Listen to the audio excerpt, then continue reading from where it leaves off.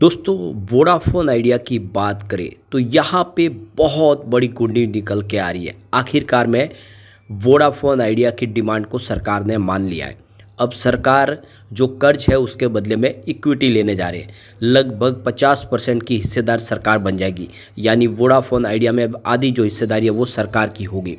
यानी बहुत सारी चिंता वोडाफोन आइडिया की कम हो गई है। काफ़ी भारी भरकम रकम है जो इस समय कम होती हुई दिखाई देगी और काफ़ी बड़ी राहत मिल जाएगी। अब वोडाफोन आइडिया के अंदर अगर 50% की सरकार की हिस्सेदारी होगी तो एक तरह से हम उसको सरकारी कंपनी ही मान सकते हैं। तो आने वाला समय है जो वोडाफोन आइडिया के लिए काफ़ी राहत भरा हो सकता है और रिस्क काफ़ी कम हो सकता है। इसके अलावा वोडाफोन आइडिया ने बाज़ार में अब अपनी स्थिति को मजबूत करने की भी प्लानिंग कर ली है। जो कस्टमर उनसे छीन गए उसको वापस लाने की तैयारी कर दी है। इसके अलावा कंपनी ने 5G सर्विस लॉन्च कर दी है मुंबई में और बहुत जल्द दूसरे बड़े मेट्रो सिटीज़ में भी 5G सर्विस शुरू हो जाएगी। यानी तैयारी पूरी हो गई है। ऐसे में वोडाफोन आइडिया का जो शेयर जो इस समय बिल्कुल कौड़ियों के भाव में मिल रहा है, क्या आने वाले समय बेहतर करेगा, जानने की कोशिश करेंगे इस वीडियो के माध्यम से। लेकिन फ्रेंड्स, उससे पहले अगर आप पहली बार हमारे चैनल पे आए तो चैनल को सब्सक्राइब कर दीजिए, एक बेल आइकॉन दबा दीजिए ताकि जब भी नया वीडियो बने पहला नोटिफिकेशन आपको मिले। वीडियो पसंद आए तो लाइक से जरूर कीजिए। चलो फ्रेंड्स, वीडियो स्टार्ट करते हैं। मैं हूँ आपका दोस्त SB दवे और हमारे अपने चैनल ऑनलाइन कमाई में आपका बहुत बहुत स्वागत है। तो सबसे पहले अगर वोडाफोन आइडिया के कारोबार की बात करें फ्राइडे के, तो 6.81 पर क्लोजिंग थी। 1.73% की गिरावट देखने को मिली। तो ये गिरावट इसलिए हुई क्योंकि बाज़ार ऊपर के लेवल से नीचे आया। बिकवाली की एफआई ने पिछले 6 ट्रेडिंग सेशन से बाज़ार में लगातार खरीदार थे एफआई। फाइनली फ्राइडे को फिर उन्होंने बिकवाली की, जिसकी वजह से देख सकते हो कि स्टॉक के अंदर भी गिरावट देखने को मिली। अब जो बड़ी अपडेट निकल के आ रही है, वोडाफोन आइडिया को सरकार ने राहत देने का ऐलान कर दिया है। करीब 36,950 करोड़ रुपए के स्पेक्ट्रम की जो देनदारी है उसके बदले में सरकार हिस्सेदारी लेगी और 22.6% की हिस्सेदारी जो करंट लेवल पे है वो 49% तक चली जाएगी। तो भारी वित्तीय संकट और कर्ज से जूझ रही वोडाफोन आइडिया को बड़ी राहत मिली है। टेलीकॉम कंपनी ने शनिवार को बताया कि सरकार उसकी बकाया स्पेक्ट्रम नीलामी देनदारी को शेयरों में बदलने जा रही है। इसका मतलब यह है कि सरकार को कंपनी में 36,950 करोड़ रुपए के शेयर मिलेंगे और उनकी हिस्सेदारी जो इस समय 22.6% है वहाँ से बढ़कर 49% हो जाएगी। यानी जो डिमांड की गई थी सरकार से उसको सरकार ने मान लिया है, लेकिन कंपनी का कंट्रोल अब भी प्रमोटर के पास ही रहेगा। और इसके पीछे वजह कि 51% की जो स्टेक है वो प्रमोटर के पास रहेगी। वोडाफोन आइडिया दोनों के पास, यानी वोडाफोन PLC और आदित्य बिरला ग्रुप के पास। तो सरकार इसमें मेजॉरिटी स्टेक नहीं लेना चाहते हैं, लेकिन एक तरह से कहे तो 50-50% की ही पार्टनरशिप हो जाएगी यहाँ पे सरकार की और दोनों प्रमोटर ग्रुप की। वोडाफोन आइडिया ने बताया कि कम्युनिकेशन मिनिस्ट्री ने 29 मार्च 2025 को इस बदलाव को मंजूरी दे दी है, जो सितंबर 2021 के टेलीकॉम रिफॉर्म पैकेज का हिस्सा है। यह आदेश वोडाफोन आइडिया को आज यानी रविवार 30 मार्च को मिला है। वोडाफोन आइडिया अब अगले 30 दिनों में 3,695 करोड़ रुपए के नए शेयर जारी करेगी। इसकी फेस वैल्यू 10 रुपीज़ प्रति शेयर होगी। हालांकि इसके लिए पहले सेबी और बाकी ज़रूरी एजेंसियों से मंजूरी लेनी होगी। शेयर की कीमत पिछले 90 दिनों या 26 फरवरी 2025 से पहले के 10 दिनों के एवरेज प्राइस के आधार पर तय की गई है। शेयर बदलने की प्रक्रिया पूरी होने के बाद सरकार की हिस्सेदारी करीब 49% हो जाएगी, लेकिन कंपनी का संचालन अभी भी प्रमोटर ही करेंगे। वोडाफोन आइडिया ने कहा है कि वह जल्द से जल्द इस प्रोसेस को पूरा करने के लिए ज़रूरी कदम उठाएंगे। वोडाफोन आइडिया के शेयरों में पिछले काफ़ी समय से गिरावट देखने को मिल रही है।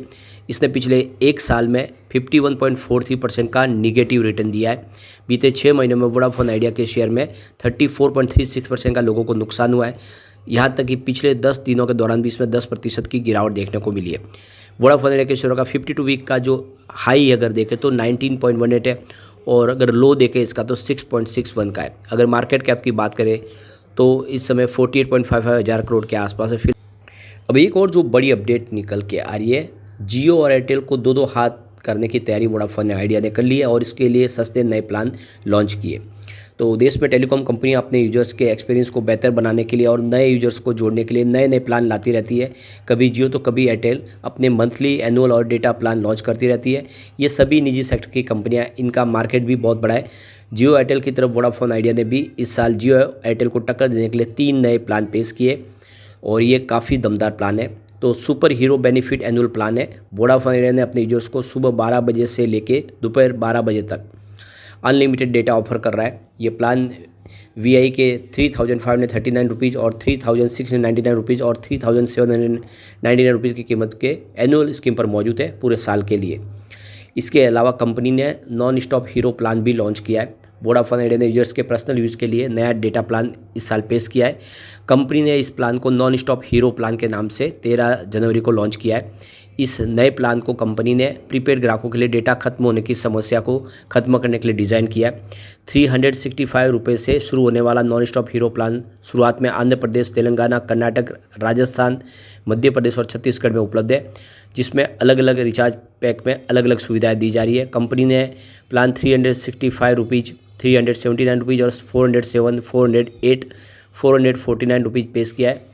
और इसके साथ यूजर्स के लिए दूसरे और भी प्लान जिसमें 469, 649 जैसे प्लान भी मौजूद है। इसके अलावा 979, 994, 996, 997, 998 और 1198 रुपीज़ के प्लान यहाँ पे कंपनी ऑफर कर रही है। इसके अलावा कंपनी ने नॉन स्टॉप हीरो प्लान 7 फरवरी 2025 को रोल आउट किया, जिसे कंपनी ने सुपर हीरो प्रीपेड प्लान कहा है। इस प्लान के जरिए ग्राहकों को लुभाना चाहती है जिन्होंने अपनी सिम किसी कारणवश बंद कर दी है। बंद पड़े सिम को यूजर फिर से एक्टिवेट कर दे, कंपनी इसलिए सुपर हीरो प्रीपेड प्लान लेकर आई है। इस प्लान के तहत कस्टमर को वीआई उन डीएक्टिवेटेड नंबर पर मुफ्त डेटा 5 से 7 दिनों के लिए 1 GB प्रतिदिन प्रदान करता है, जिन्हें कुछ समय से रिचार्ज नहीं किया गया है। तो इस तरह से कंपनी यहाँ पे अपने कस्टमर को फिर अपनी तरफ लाने की तैयारी कर रही है। और अब Q4 आने वाला है और उम्मीद है कि Q4 में कुछ बेहतर होगा। अगर हम बात करें Q3 की, तो रेवेन्यू 11.1 करोड़ के आसपास था, जहाँ पे 4.01% की ईयर ऑन बेसिस पे हमें तेज़ी देखने को मिली, बढ़त देखने को मिली। नेट इनकम -6.61 करोड़ के आसपास है, जहाँ पे 5.39% की ईयर ऑन बेसिस पे रिकवरी देखने को मिली। डायलूटेड EPS -0.95 रहा, जहाँ पे 34.03% की ईयर ऑन बेसिस पे रिकवरी देखने को मिली। नेट प्रॉफिट मार्जिन -59.54% के आसपास रहा, जहाँ पे 9.04% की ईयर ऑन बेसिस पे रिकवरी देखने को मिली।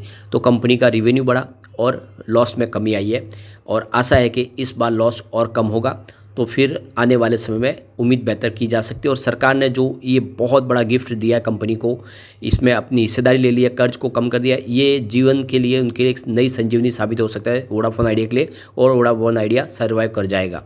लेकिन फ्रेंड्स, कोई भी इन्वेस्टमेंट करने से पहले अपने फाइनेंशियल एडवाइजर से एडवाइस ले ले या अपना खुद का रिसर्च करें, क्योंकि मैंने वीडियो आपके एजुकेशनल पर्पज़ के लिए ही बनाए। वीडियो पसंद आए तो लाइक से जरूर कीजिए और चैनल को सब्सक्राइब कर दीजिए। Thank you friends.